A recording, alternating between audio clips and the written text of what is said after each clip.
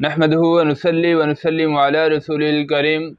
اما بعد فاعوذ بالله من الشیطان الرجیم بسم اللہ الرحمن الرحیم الصلاۃ والسلام علیک یا سیدی یا رسول اللہ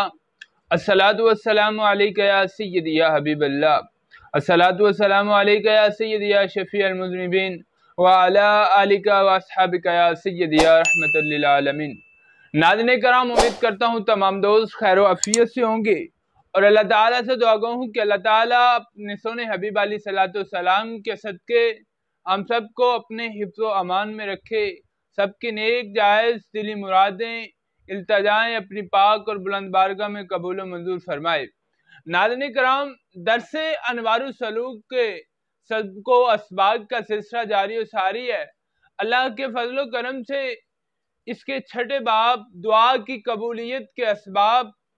کے تقریباً 4 پارٹ ہم پڑھ چکے ہیں۔ پہلا اعمال حسنہ، ندامت، شرمندگی، وسیلہ اور مقام محمود اور شفاعت۔ اب مقام محمود اور شفاعت کے بعد 5ویں سبق کو 5ویں پارٹ کو ہم پڑھ رہے ہیں، آپ کے سامنے گوش گزار کرنے جا رہا ہوں۔ دعا ہے اللہ تبارک و تعالی کی پاک اور بلند بارگاہ میں کہ رب تعالی ہماری اس کاوش کو اپنی پاک اور بلند بارگاہ میں قبول و منظور فرمائے، اور اگر انجانے میں یا انجانے میں کوئی غلطی کوتاہی رہ جاتی ہے تو اللہ تعالی حبیب علیہ الصلوۃ والسلام کے صدقے کامل بخشش و مغفرت فرمائے، درگزر فرمائے۔ ناظرین کرام، آج ہم پڑھیں گے شفاعت صغریٰ اور شفاعت کبریٰ کے بارے میں، کیونکہ پیچھے پڑا تھا مقام محمود اور شفاعت، یعنی کہ مقام محمود اور شفاعت رسول کریم صلی اللہ تعالی علیہ وسلم کن لوگوں کی شفاعت فرمائیں گے۔ کیا دعا کی قبولیت میں شفاعت کا بھی کوئی اثر انداز ہے، کوئی سبب ہے؟ پیچھے ہم نے بڑی وضاحت کے ساتھ پڑھا ہے۔ آج انشاءاللہ تعالی شفاعت صغریٰ، چھوٹی شفاعت، شفاعت کبریٰ کے بارے میں آپ کے سامنے پڑھوں گا۔ ایک شفاعت وہ جو تمام گنہگاروں کے لیے فرمائیں، اور ایک شفاعت کبریٰ ہے تمام نسل انسانی کے لیے، جن میں دیگر انبیاء و اولیاء بھی شامل ہیں، جس کی تفصیل چند احادیث کے ساتھ آپ کے سامنے گوش گزار کروں گا۔ ناظرین کرام، احادیث کتب میں ہے، جس میں روایت حضرت انس رضی اللہ تعالیٰ عنہ، حضرت ابو ہریرہ رضی اللہ تعالیٰ عنہ، دیگر صحابہ کرام رضوان اللہ علیہم اجمعین فرماتے ہیں کہ رسول کریم صلی اللہ تعالیٰ علیہ وسلم نے ارشاد فرمایا کہ میں روز قیامت تمام بنی آدم کا سردار ہوں۔ رسول کریم صلی اللہ تعالیٰ علیہ وسلم نے فرمایا میں روز قیامت تمام بنی آدم کا سردار ہوں۔ تم معلوم کرو گے یہ سرداری کیسی ہے، یعنی کہ تمہیں معلوم ہونا چاہیے، تمہیں پتہ ہونا چاہیے کہ تمہارے آقا صلی اللہ تعالی علیہ وسلم کو، تمہارے رسول کو یہ سرداری کیسے ملی ہے، کیسی سرداری ہے۔ فرمایا حق تعالی اولین و آخرین کو روز قیامت جمع فرمائے گا، اور پھر انہیں ایسا غم و الم،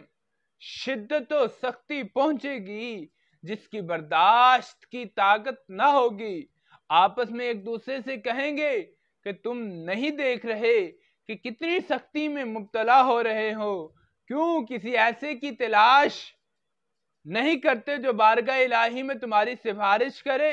پھر وہ ایک دوسرے سے کہیں گے آدم علیہ السلام ہم سب کے باپ ہیں، ان سے رابطہ قائم کریں۔ وہ سب جمع ہو کر آدم علیہ السلام کے پاس آئیں گے، عرض کریں گے کہ اے آدم تم ہم سب کے باپ ہو۔ اللہ تعالیٰ کی بارگاہ میں آپ علیہ السلام کو اپنے دست و قدرت سے پیدا فرمایا، خود روح ڈالی، تمام ملائکہ سے آپ علیہ السلام کو سجدہ کرایا اور جنت میں ٹھہرایا، ہر شے کے نام کی تعلیم دی۔ اب بارگاہ خداوندی میں ہماری شفاعت فرمائیے، یعنی کہ آدم علیہ السلام ہم سب کے تمام بنی نو انسان کے باپ ہیں۔ آدم علیہ السلام کے ساتھ رابطہ قائم کریں گے کہ آپ تو اللہ کے برگزیدہ نبی اور پیغمبر ہیں، آپ کو رب تعالیٰ نے خود بنایا ہے، خود روح ڈالی ہے، آپ علیہ السلام کو انبیاء تمام ملائکہ کا سجدہ کرایا ہے، آپ اللہ کے برگزیدہ متقی، اللہ کے برگزیدہ اور بڑے ہی، آپ علیہ السلام اللہ کے پہلے نبی ہیں، پہلے بندے ہیں جن کو رب تعالیٰ نے خود بنایا، تو آپ بارگاہ خدا بندی میں ہماری شفاعت فرمائیے کہ آپ نہیں دے رہے کہ ہم کس حال میں ہیں، ہم کتنی سختی اور اذیت میں مبتلا ہیں، آپ ہمیں ان مصائب و آلام سے چھٹکارا دلائیے۔ اس کے جواب میں حضرت آدم علیہ السلام ارشاد فرمائیں گے، بلا شبہ اس میں کوئی شک نہیں کہ رب تعالیٰ نے آج ایسے غضب کا اظہار فرمایا ہے کہ پہلے ہوا اور نہ آئندہ ہوگا، مگر اللہ تعالیٰ نے مجھے ایک درخت کا پھل کھانے سے منع فرمایا، مگر مجھ سے کھایا گیا، مجھے اپنی فکر ہے، جاؤ میرے علاوہ کسی اور سے گزارش کرو اور حضرت نوح علیہ السلام کے پاس چلے جاؤ۔ وہ سب حضرت نوح علیہ السلام کی خدمت میں حاضر ہو کر عرض کریں گے، آپ اللہ کے رسول ہیں، رب تعالیٰ نے آپ علیہ السلام کو عبد الشکور کے نام سے یاد فرمایا، آپ ہمارا حال دیکھیں، ہمارے حال پر کرم فرمائیں، ہماری ہم پریشانیوں میں مبتلا ہیں، پریشانیوں سے نجات دلائیں۔ حضرت نوح علیہ السلام فرمائیں گے کہ میرے رب نے آج وہ قہر و غضب فرمایا ہے کہ ایسا کبھی نہ ہوا اور نہ ہوگا، نفسی نفسی، اور فرمائیں گے کہ میں نے اپنے بیٹے کی نجات کے لیے نادانستگی میں حق تعالیٰ سے دعا کی تھی، مجھے تو اپنی فکر ہے، اور فرمائیں گے تم حضرت ابراہیم علیہ السلام کے پاس چلے جاؤ، وہ تمام لوگ حضرت ابراہیم خلیل اللہ علیہ السلام کے پاس حاضر ہوں گے اور عرض کریں گے کہ آپ علیہ السلام اللہ کے نبی ہیں، اللہ کے خلیل ہیں، اپنے رب سے ہماری شفاعت فرمائیں۔ آپ علیہ السلام نہیں دیکھ رہے ہم سختی میں مبتلا ہیں؟ جواب میں حضرت ابراہیم علیہ السلام فرمائیں گے، آج میرے رب نے وہ غضب فرمایا کہ نہ اس سے پہلے ہوا اور نہ آئندہ ہوگا۔ فرمائیں گے مجھ سے 3 باتیں ظاہری طور پر ایسی سرزد ہوئیں جو نہ ہونی چاہیے تھی، مجھے خوف ہے آج ان باتوں کے متعلق کہیں سوال نہ ہو جائے۔ تو وہ 3 باتیں جو کہ حضرت ابراہیم علیہ السلام کے منہ سے نکلی وہ یہ ہیں، جب آپ علیہ السلام پر بت پرستوں نے یہ کہا کہ ہمارے ساتھ ہمارے ایک مذہبی تہوار کو منانے کی غرض سے چلے آئیں،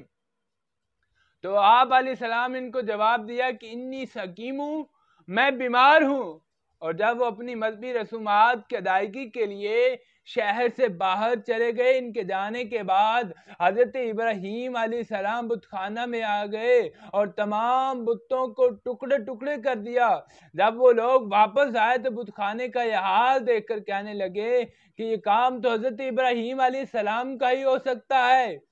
کیونکہ وہ اکثر بتوں کی برائی کرتے رہتے تھے۔ جب حضرت ابراہیم علیہ السلام کو بلا کر پوچھا گیا یہ کام آپ کا ہے، تو آپ علیہ السلام نے جواب دیا، قال بل فعلہ کبیرہم ھذا نسألہم ان کانوا ینطقون، فرمایا ابراہیم نے بلکہ یہ ان میں سے اس بڑے بت سے پوچھنے کیا ہے، پس اگر یہ تمہارے دیوتا بولتے ہوں تو ان سے دریافت کر لو، ان سے پوچھ لو۔ اس جواب سے وہ ندامت میں ڈوبے، دلوں میں ذلت و رسوائی لیے سوچ رہے تھے کہ اب ان کو کیا جواب دیں۔ شرمساری کے ساتھ سر کو جھکائے ہوئے کہنے لگے، جس کو اللہ نے قرآن پاک میں اس انداز میں فرمایا ہے۔ پس انہوں نے اپنے جی میں سوچا، پھر کہنے لگے بے شک تمہیں ظالم ہو۔ بعد ازاں اپنے سروں کو جھکا کر کہنے لگے، اے ابراہیم تو خوب جانتا ہے کہ یہ بولنے والے نہیں ہیں۔ اس طرح ابراہیم علیہ السلام جو چاہتے تھے وہی ہوا، اور آپ علیہ السلام کو اس مقصد میں کامیابی ہوئی کہ بت پرستوں نے خود اس بات کا اعتراف کر لیا، یہ بولنے والے نہیں، یہ بولنے کی طاقت نہیں رکھتے۔ حضرت ابراہیم علیہ السلام کا یہ مقصد تھا کہ وہ خود بتوں کے متعلق یقین کر لیں کہ یہ بول نہیں سکتے، اور اسی مقصد کے پیش نظر آپ علیہ السلام نے بل فعلوہ کبیرہم فرمایا تھا۔ اسی کلمہ نے حقیقی طور پر ان پر ثابت کر دیا کہ بت مجبور اور حضرت ابراہیم علیہ السلام کا رب معبود ہے۔ جہاں تک انی سکیم کہنے کا تعلق ہے تو اس بات سے بھی اس مقصد تک پہنچنا مقصود تھا، اور یہ بھی کہ ان بت پرستوں کے ساتھ ان کی تقریب میں شرکت کرنا مذاہب کے خلاف تھا۔ یہ بھی ایک بیماری ہی ہے، اس لیے فرمایا انی سکیم، میں بیمار ہوں، اور انی اخوکا اس لیے فرمایا کہ جب آپ اپنی زوجہ محترمہ حضرت بی بی سارہ رضی اللہ تعالیٰ عنہ کو ساتھ لے کر ملک شام کی طرف ہجرت کے لیے جاتے تھے، راستے میں شہر مصر سے آپ کا گزر ہوا۔ وہاں کا بادشاہ بدکار تھا، جبراً عورتوں سے زیادتی کرتا تھا، اور جس عورت کے ساتھ اس کا خاوند ہوتا ہے اس کو قتل کر دیتا۔ لہذا حضرت ابراہیم علیہ السلام اپنی جان کی حفاظت اور حضرت سارہ علیہ السلام کی عزت بچانے کے لیے اس بادشاہ کے پوچھنے پر فرمایا انی اخوکا، یہ میری بہن ہے۔ اور یہ حقیقت ہے، حضرت سارہ علیہ السلام آپ علیہ السلام کی دینی بہن تھی، اور کسی بھی صورت میں نکاح سے اسلامی اخوت کا رشتہ منقطع نہیں ہوتا۔ اس کے علاوہ ابن کثیر رحمۃ اللہ علیہ اور دیگر مورخین نے بالتحقیق ثابت کیا وہ آپ کے چچا ہاران کی بیٹی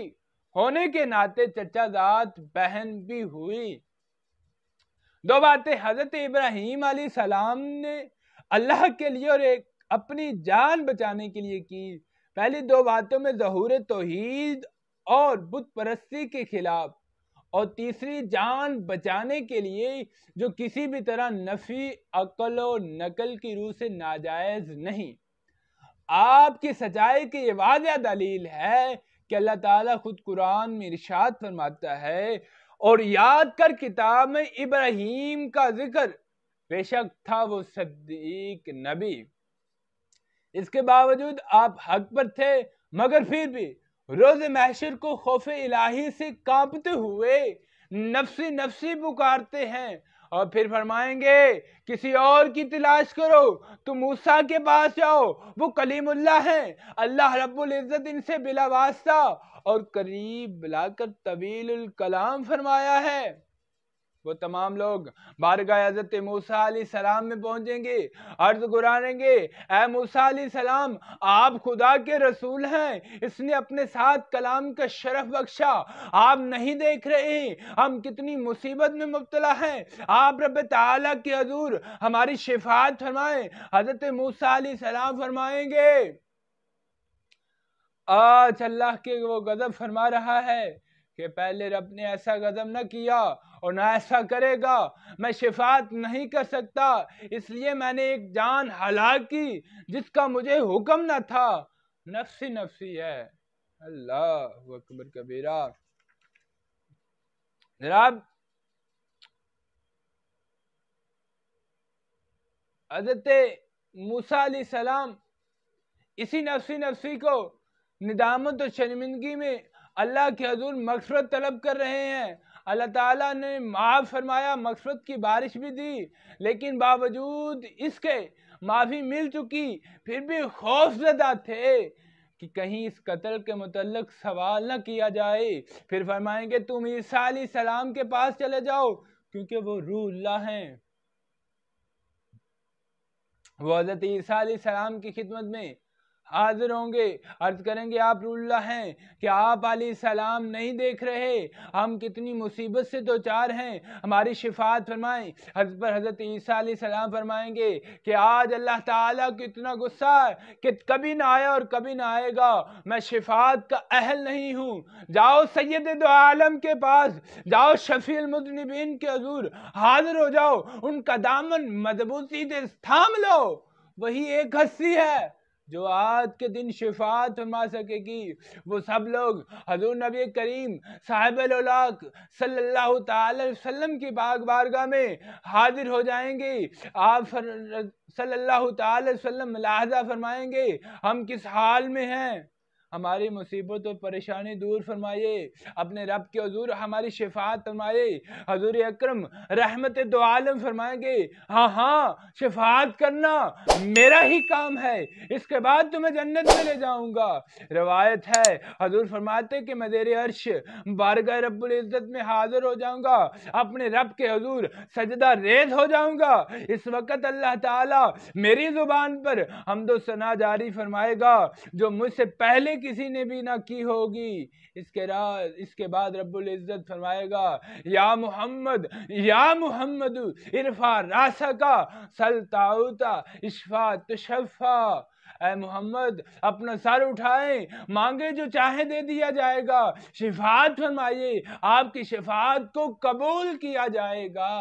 حضور اپنا سر اقدس اٹھائیں گے اور اب اے امتی پکاریں گے، حکم ہوگا جس کے دل میں بھی دانہ گندم یا جو برابر بھی ایمان ہے اس کو جنت میں لے جائیے۔ حضور ایسا ہی کریں گے۔ روز محشر بھی وسیلہ مصطفیٰ سے بات ہوگی، روز محشر بھی وسیلہ مصطفیٰ سے نجات ہوگی، روز محشر بھی تمہاری جان وسیلہ مصطفیٰ سے چھوٹے گی، روز محشر بھی تمہیں حضور کا وسیلہ اپنانا پڑے گا۔ اگر تم نے نجات حاصل کرنی ہے، اگر تمہیں جنت میں جانے کی ضرورت پڑے گی، اگر تمہیں اپنے گناہوں پر شرمندگی ہے، تمہیں شفاعت کرنے کے لیے رسول کریم کا وسیلہ تھامنا پڑے گا۔ آج لے ان کی پناہ، آج مدد مانگ ان سے، آج لے ان کی پناہ، آج مدد مانگ ان سے، پھر نہ مانے گی قیامت میں اگر مان گیا۔ آج وقت ہے، آج ٹائم ہے، آج وسیلہ مصطفیٰ کو مان لو، آج حضور کے وسیلے کو مان لو۔